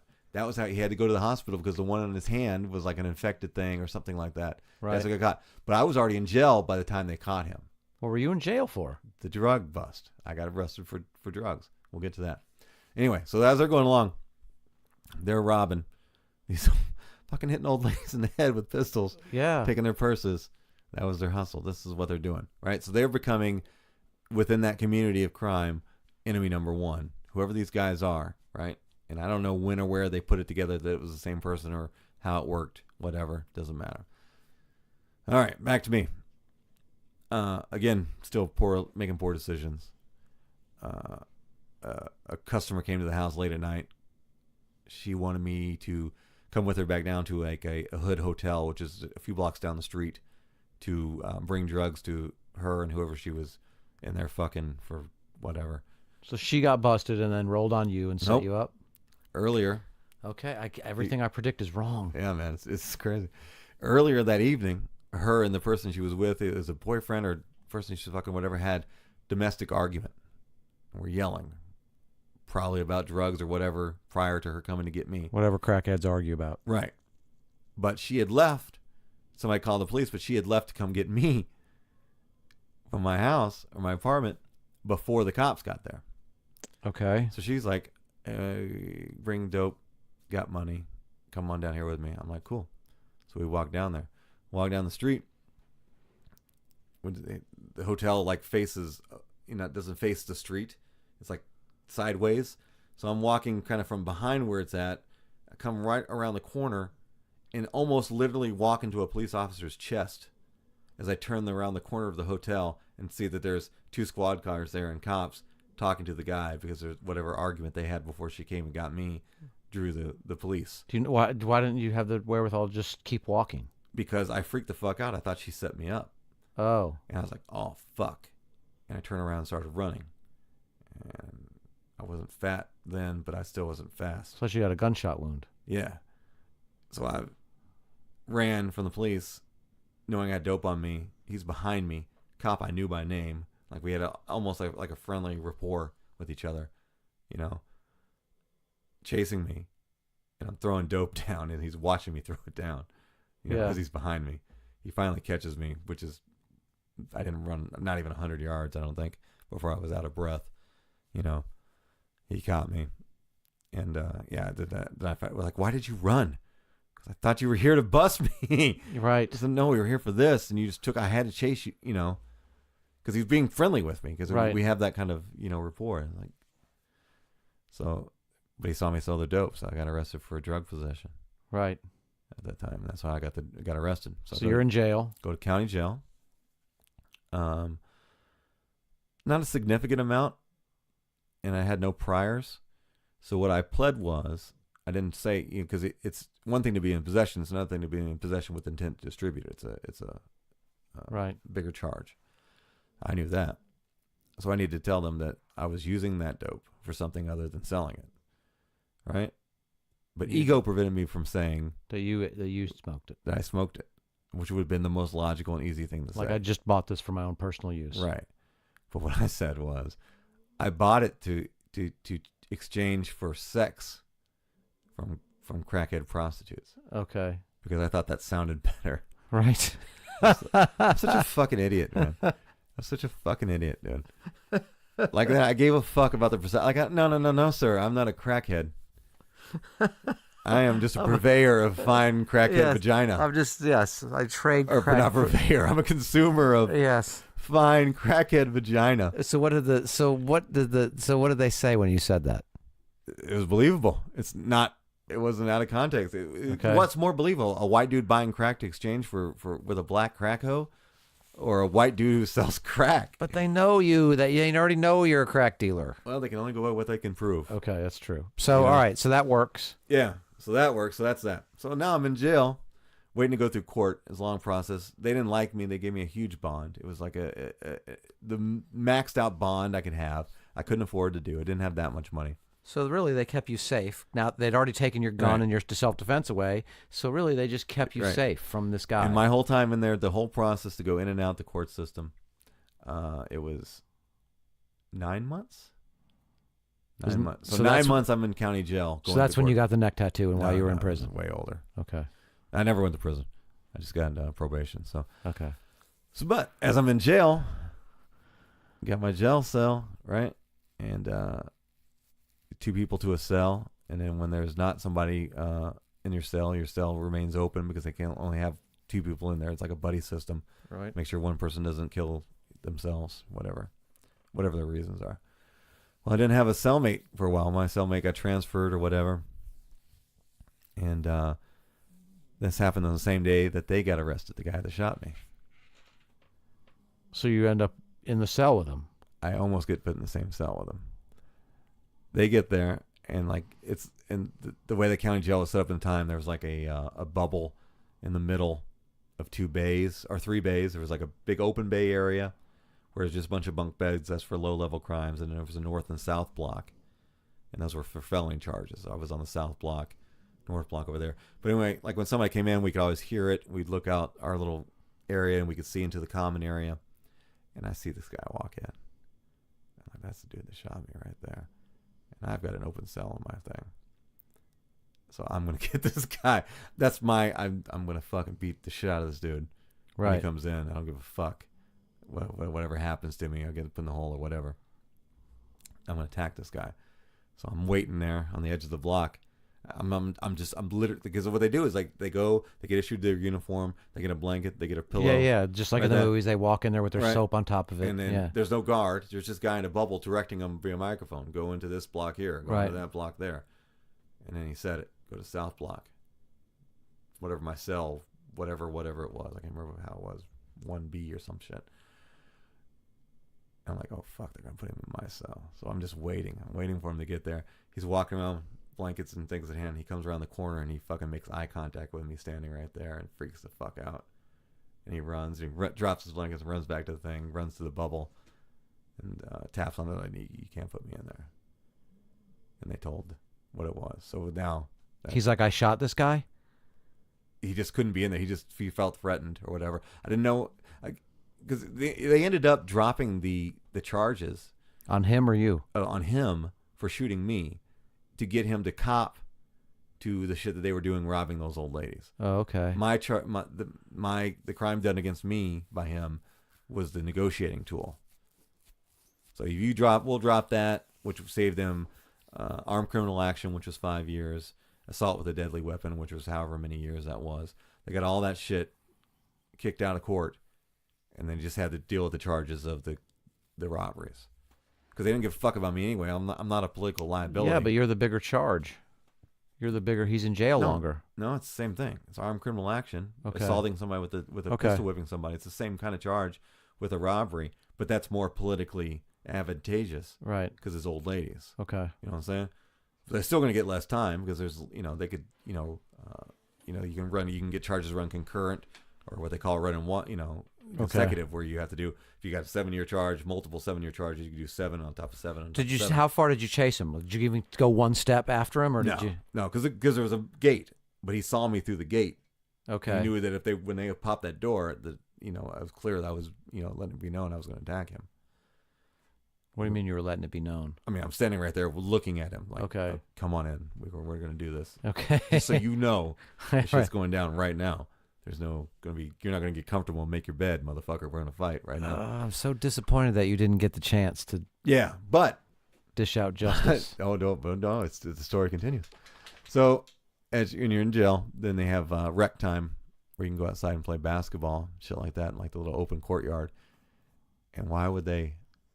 I guess they forgot. And they let both of our blocks go out together at the same time. So we're out there playing basketball together. He's on an opposing team.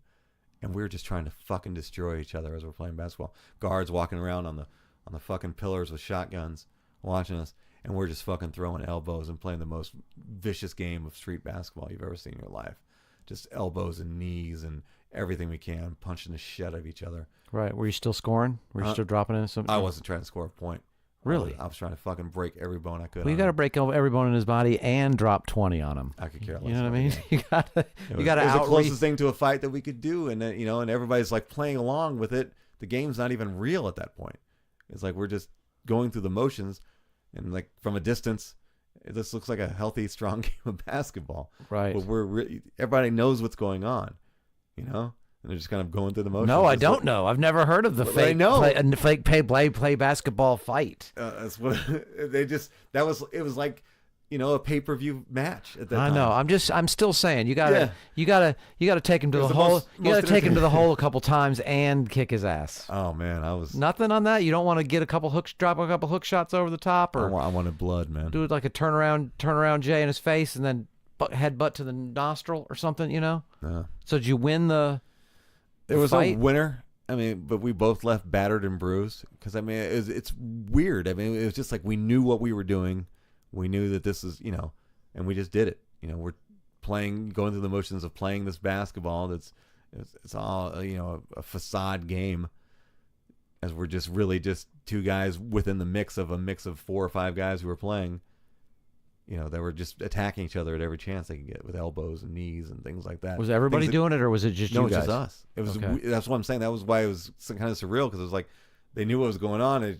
Everybody was putting on the front That's a cool like facade that everybody agrees on, and Because it was entertainment to them. But It was almost like a funny prison camaraderie thing too, where everybody just sort of automatically works with just let these two hash it out. Yeah. And you never really got the best of them and dropped them, or No, we were both battered and there's only so much you can do. I mean, you can't. The minute you swing, with a fist and look like violent, then you've got somebody going to shoot a beanbag in your fucking back. It's like right.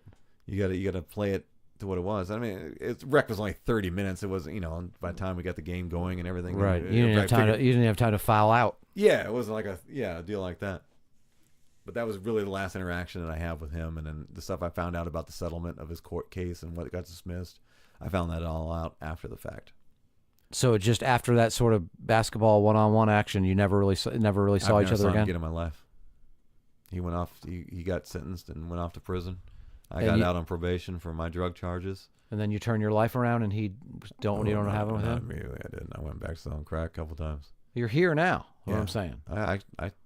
I actually sold some pretty serious drugs when I first got here, just as a way to make some money for a little bit. Okay, so that the thug life hasn't really left you.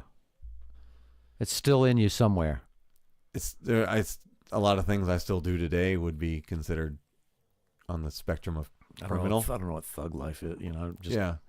I'm Tom Simmons. I'm a comedian. I've lost the allure of wanting to be this tough street guy. I just I've humbled myself more.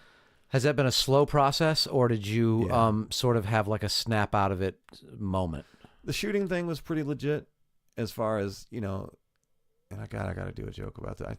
I got to do it that tackles this more, that I'm a better writer than what I was doing before. There was not one funny thing we've said on this whole hour about it, but either way, there's fun. There's funny there. Yeah, right? Yeah, definitely. Just that whole mentality of wanting to be that, and immediately knowing I've bitten off way more than I can chew as the bullets are entering my body. That was, probably the funniest part of that. But well, no, because you still wanted to hunt for the guy down. You wanted to still shoot him, so you weren't really out of it. But I'm still, it's fake bravado. It's me. It's ego. It's me trying to salvage my reputation within this environment that I was, fish out of water with in the first place. Right. Did you lose the girlfriend? No, not that way. Not through all that. No. Okay. So, yeah. Do you remember why y'all broke up? She was crazy. Really? Yeah. You weren't. Oh, that was crazy too. Okay. There Different you go. kind of crazy though. All right. I probably just moved on and started dating another chick. I was okay. And there was no real love relationships early in that time, and it was more just, desire for flesh. Right. Your kids. That's really what it was. Right. All right. Well, what do you think? What would you want to say to sort of wrap this up, and to you just wanted to give that brief? That's an interesting story. But do you have like pain about? Some people break bones. They can tell if it's going to rain or if the weather is going to change. Do you have any? Do bullet holes do anything? Nothing associated with that. Do you still have the scars of all the holes and all that? The one from the finger is pretty obvious. I think if you look closely on my back, you can probably see the, either the entrance or the entrance and exit wound. It's back at an angle I can't see, but I know it's back there. It's probably pretty faded now, but I know you can see those things as well too. The thigh one's not so much. I don't know, there's like a little lump or something back there where either went in or out, whatever kind of deal. Have you ever seen that cop again? The one that arrested you for the crack when he was like... Yeah, he actually, as I was in jail for the crack that he arrested me for, he had changed from city police that he was at the time he arrested me to the sheriff's department, which is who oversees the county jails. And your first tour of duty as a sheriff is to work the jails. So then I would see him often coming through as a guard, as he did his initial time as a bailiff within the jail, as he worked his way back into street work as a sheriff. I'd like to. Would you have any curiosity of knowing like how far he advanced or how his career went? And there are a couple cops. There's another cop. He was a good dude. As well, and you don't say this much, and if your listeners should know this, you don't really say that much of. Well, you don't really say that very often about policemen. No, I have a handful of cops though that I do respect, and mostly because personal interactions and got a chance to get to know them. And do you remember his name? I don't remember that one's name.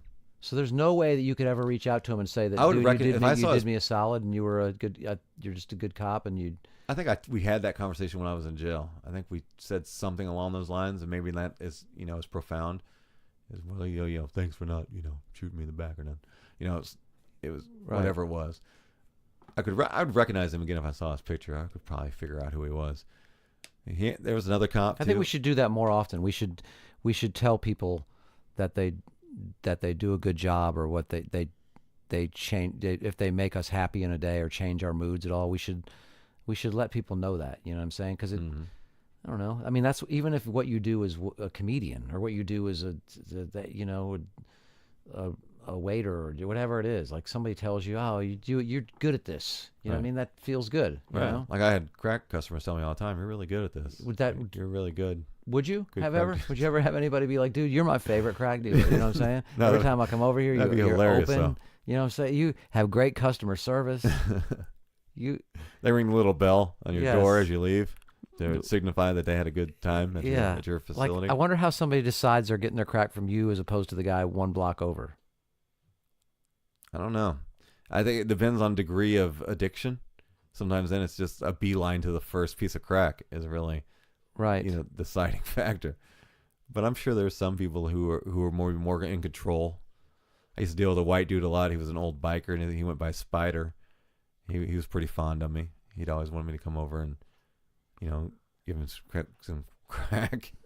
Yeah. I'd sit in his house and watch him smoke crack, and then after he'd smoke up all his crack, I'd watch him pick through his shag carpet looking for pieces of crack. Oh, dude. For hours at a time. I was actually at his house the day that the repo company came and took his convertible Chrysler LeBaron. Yeah. That was You're like, that sucks. Do you need any more? yeah. It's like weird. I wonder why you didn't make your payments. I wonder what happened there. Did you ever use your products? Never. I was. I've seen some big crack dealers that I would look up to or aspire to be like. Who were who's the Jordan? Who's the Jordan of crack dealers in my your town, it was a guy that went by the name Pink Baby. Does he think he's still slinging it? No, he got arrested. By the way, Here's am how I he using got any of the arrested. right language? Or I'm like slinging it. And... slanging is a Yeah. good thing. All right. Here's how he got busted. Pink Baby got busted. He was a big Pink baby. He was a very light skinned. Who you get your crack from? Pink baby. You don't want to fuck with pink baby. He was a very light skinned, high yellow black dude. So that was Okay. in the hood. That was Pink Baby. Okay. Pink Baby was like the guy in my town. He was like the crack I would sell had gone through his hands and throughout his distribution network. Okay. I never dealt with him. Everybody directly. working for Pink Baby. Yeah, but in the town, Pink Baby was number one guy bringing in crack from St. Louis. Now, when you were dealing with the cops, were they ever looking for you to help them bring down Pink Baby? What was his name? No, not him. Pink Baby. When I got arrested, though, they tried to get me to flip. Hey, you want to make a deal? I'm like, no, bro. I've never been charged with anything. I'm just gonna go and get my fucking probation and go home. Right. I know how the system works. And anyway, Pink Baby, big time dealer. He got busted. Kind of a similar thing, like how I got busted. Is the neighbors across the street got into a domestic from him, Right. and the police came to his house and to deal with that. And I knew them. Her name was Evelyn, and Sam Ward. That was her boyfriend. And they were people I was friends with. But anyway, they got into a domestic. Cops came, dealt with that, and then while they're over there looking across the street at this house in the hood that looks out of place, like, why does this house doesn't look like it fits here? Oh, it's because this house is like one of those shitty houses, but it's been redone on the outside. Right. And he's got all these cars, including this beautiful 2-door powder blue with a white rag top on chrome rims and So fucking Pink Baby looks like a kingpin. right Cadillac sitting in the front of the house. They're like, why the fuck is this guy? So they can't just go over just because he's got a nice place and No, they didn't go over there, but that's what got their attention to him. They didn't really know him. Everybody wanted, because he's the guy. Who's going to snitch on the guy? Because he's the guy bringing it in for everybody. Right. He's we're all selling his crack, or the crack dealers, or the crackheads, they're all smoking his crack. Right. So why would they snitch on him? But they like, what the fuck is this guy doing here? Then that's how they got alerted to him. Okay. It's like, there's something going on with that house. We need to start watching that house. and I don't remember how the bus went down. He was actually the guy's apartment that I lived in. This is how incestuous this whole, crack business was. It was so small townish. The apartment I moved into, Right, the one that, yes. Earl, the former dealer, that was his nephew. Okay. He was one of his main people. That's why that was a hot spot. He was one of the people in the upper levels of the infrastructure. Would you go get your stuff directly from Pink Baby, or would you get it from you? I never even spoke a word to him. So you were down a couple down. Dude, I was bottom of the barrel. It was like crackheads and guys like me, who were serving the crackheads. We were the street level. I was never successful in any kind of long-term way. Okay. No substantial savings from this. Right. I was investing it all in rented. Dude, drug dealer just seems like a terrible business choice. Like you don't make any money unless you're Big Daddy. It's what it is. I mean, it's just how you work it, what you do with it. All right. Well, the balance and things. Don't like deal that. drugs. Yeah. That's the message of this thing. You get shot. You make no money. You lose the girl. Right. Well, I'm glad I lost the girl in that case. But I don't know. Too much risk for too little reward. And then now with my eyes of maturity now, there's also the moral implications that bother me too. It's such a destructive drug. It's, right. I carry a lot of guilt about that now. It's like, I wonder how many meals I stolen out of mouths of kids of crackheads and things like that. How many times did they have Christmas presents under the tree? And I'm not making this up at all. How many times did I buy things that were intended for their kids for crack? Because I would get that a lot, like VCRs and equipment and things, sometimes new, sometimes old, that they would just sell. I got these tools, I got whatever. They just wanted crack. Yeah. So I would get, I'd pay 25 cents on the dollar for stolen shit or shit out of their homes. Yeah. Miss Pat has a story about getting a set of Confederate plates. Of course. Right. What's the gist?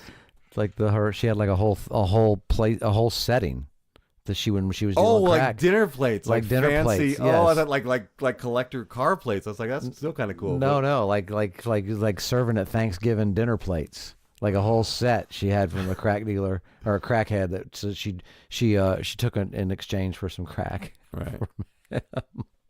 You crack dealers, you crazy. So that's of guilt. That's probably my biggest thing, is like how much I attributed to destruction of individuals. Doing it to themselves. True, but still. You're right. I'm laughing at it now, but it's really, you know what I mean? It's kind of that's why I always want to buffer this when I tell this, because it can come off sounding heroic. Oh, you fought this dude off. And like, no. You're just I got super fucking lucky. I should have been dead 1,000 times before that, with various shit I was involved in. I should have been in jail and put under the prison multiple times. I'm just damn fucking lucky, and I'm a fucking idiot. And this story doesn't even end with a big and then I turned it around and look what I've achieved, I went kids. back and did it again. You're just like, all right, cool. I went back and did it again for now years. I deliver groceries instead. Right.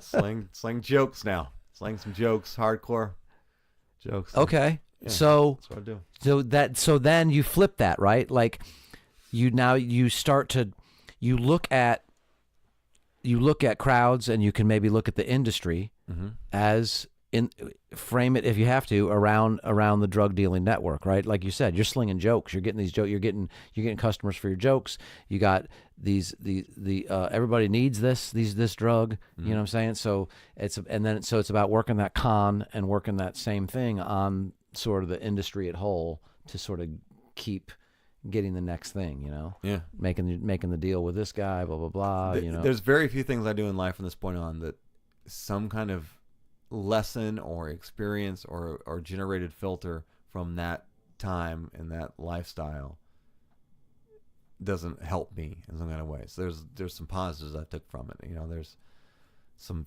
street knowledge that the average white person isn't going to have that I have.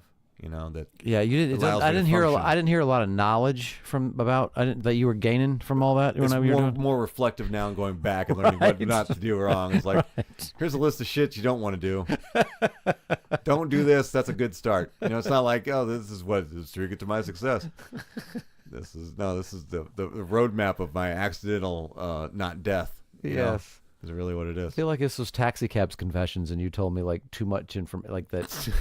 You know, Yeah. it's too much But information. I want the truth of it out there. It's because a lot of people within my circles, oh, he's been shot. It's nothing to be proud of whatsoever. It's pitiful. It's sad. It's embarrassing. It's kind of an amusing story to listen to, and because I don't know, it doesn't feel like it. Like I'm sitting here, you're telling me the story, and it all doesn't seem real. It seems like a story, you know. Yeah, Because it you're not. feels I don't real to can't look back on it and know that that many years ago. God, how did I survive that? How did I do that? Isn't it cool though? Like your life is made up of all these different. Like the older you get, you realize it's made up of all these different lives. Like within. And I think me more so because I've done so much moving and traveling, and I've so much You were in Alaska.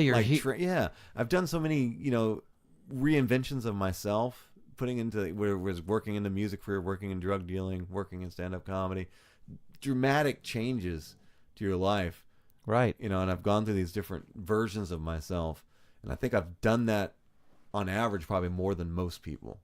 And again, I think those are all things I can add to my. It helps me with comedy. If I can speak to, So does that change a core of who you are? So like in 6 years, you're going to be doing you know what I mean? You fully expect to be a different guy? No. Or are you settling into like more of I think I like this. I'm where I'm at now.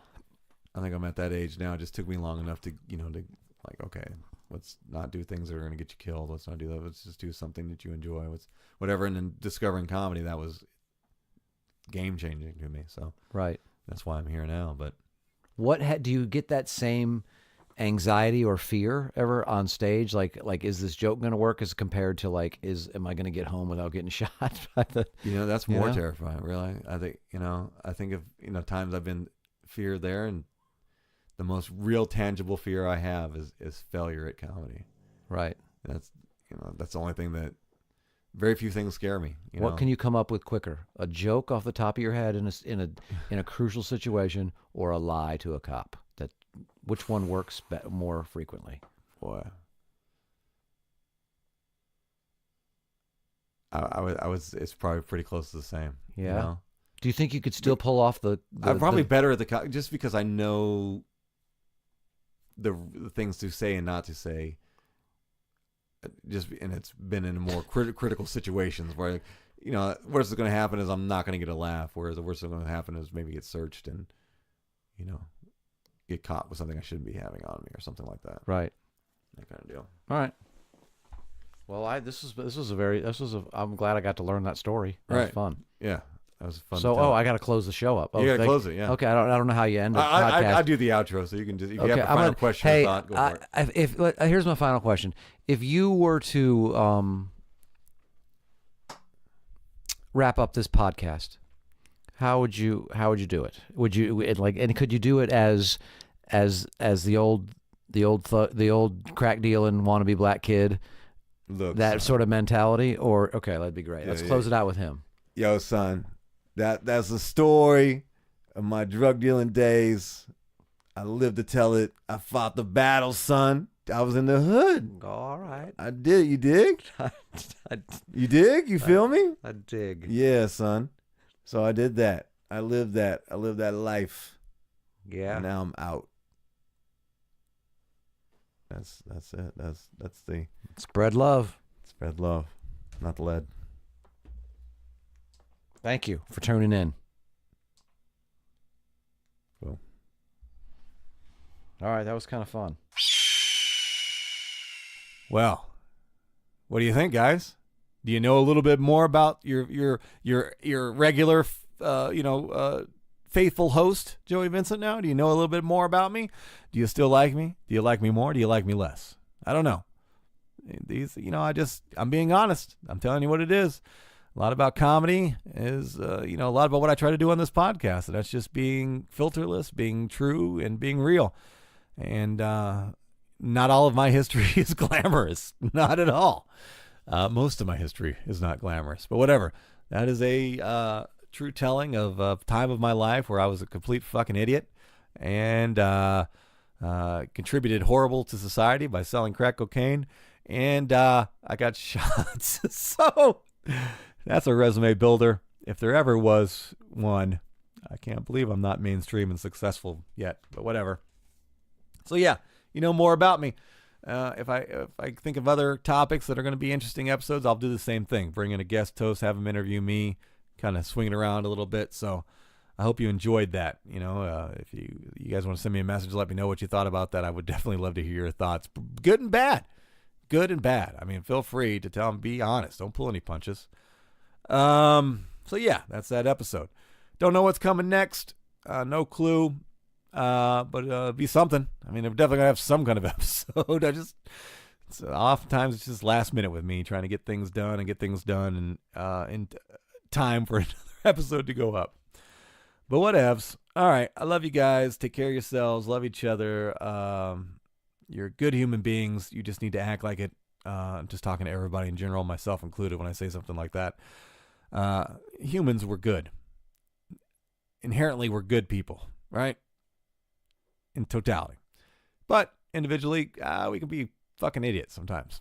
And horrible people and mean people and cruel people. And if each of us just took time to take account of our actions in life and make some changes and some adjustments, I think it would be a much better place, right? Because if we all did it individually, then collectively we'll be better for it. Does that make sense? I know. I say that, in not to be insulting or talk down to anybody else, because I'm talking to you from about something that I am also have issues with, So I haven't always been the best person in the world, and that's always something I try to work on and try to be better at. Not successful every day, not at all, but it takes effort, and if you just start doing it 1 day a week, 1 week a year, 1 month a year, 1 year a decade, whatever, eventually we'll get there, okay? Love your neighbor, care about your fellow human being. Make the fact that you are all humans be the baseline for every decision that you make in life, right? Don't care about their race, don't care about their religion, don't care about their sexual orientation. I just care that it's a fellow human being. And that's what I try to go on, and that's what I try to make decisions on. So you do that too. Try it out. See if it works for you. Try it on like a new pair of pants at the Walmarts. All right, try them on, see if they fit. If they're comfortable, take them home with you. I don't know where I'm going with this. Whatever. All right, guys. Spay and neuter your kids and pets and kids. Keep seeking the truth, and I will talk to you next episode. Bye-bye.